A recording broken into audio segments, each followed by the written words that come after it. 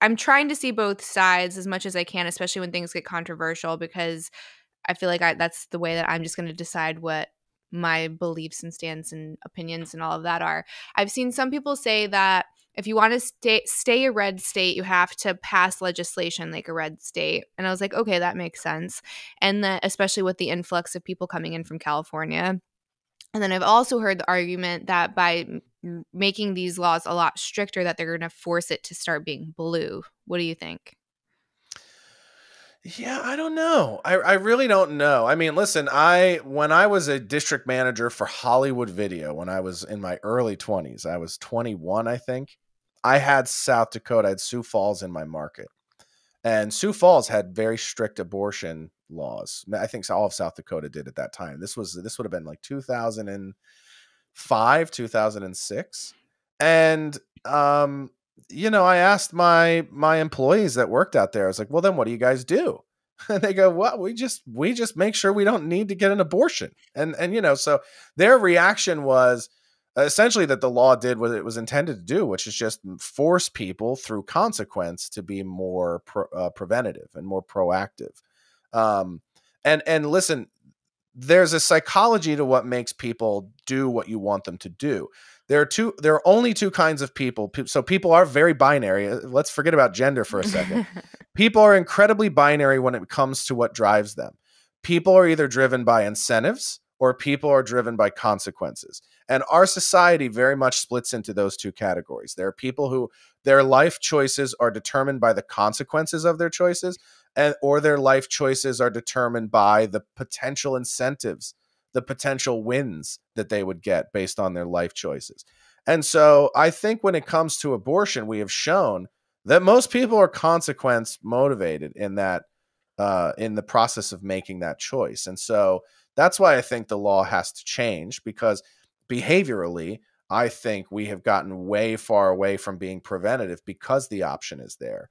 And I think people, if there were consequences around the lack of prevention, I think in most situations, people will just be more preventative, and we won't ever get to the discussion of what to do with a baby at 9 months. Like then that question becomes obvious, right? We've established some guideline for our moral stance as a country. Mm. So, will states become more blue? Sure. Yeah. I listen, I think we'll talk about a little bit wider. We'll zoom out a little bit from this topic about the political polarization in our country. I think we're at a critical point, and in the next 10 years, we're either going to go to war amongst ourselves or we're going to divide into two countries. I think we're inevitably on that path. I don't think we are in a position where we continue to, and that thread right after my abortion thread got a lot of heat, but zero press, where I said, in case you thought we exist in a country where we can coexist with our massive polarization in the way we view the world, I think the public's reaction to me having an opinion about this at all tells you that we don't. We don't live in a society where we can coexist. We are too far apart. And one side is going to have to beat the other into submission, or we're going to have like a very mutual understanding that there are two types of people in this country with very different values, and perhaps we need to go our separate ways. Conscious uncoupling. A conscious uncoupling. Yeah. It's a mutual termination of the relationship, yeah, exactly. Right?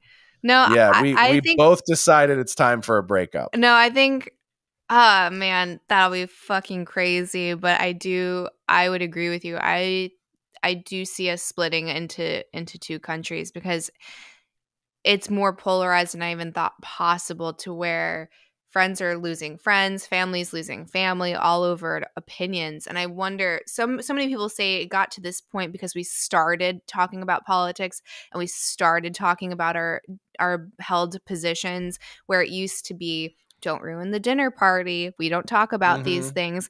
And I would say we're here because of that. We're here because we never learned how to do it. It was always just stuff it under the rug and let's just talk about the weather. So we never learned how to have these really important and intellectual and opposing conversations without taking it personally. You're 100% right. And maybe if we would have encouraged more polite debate, we wouldn't have gotten to this point where if somebody disagrees with you, they'll go to drastic degrees to misrepresent what your position is or where you stand. Like, Mhm.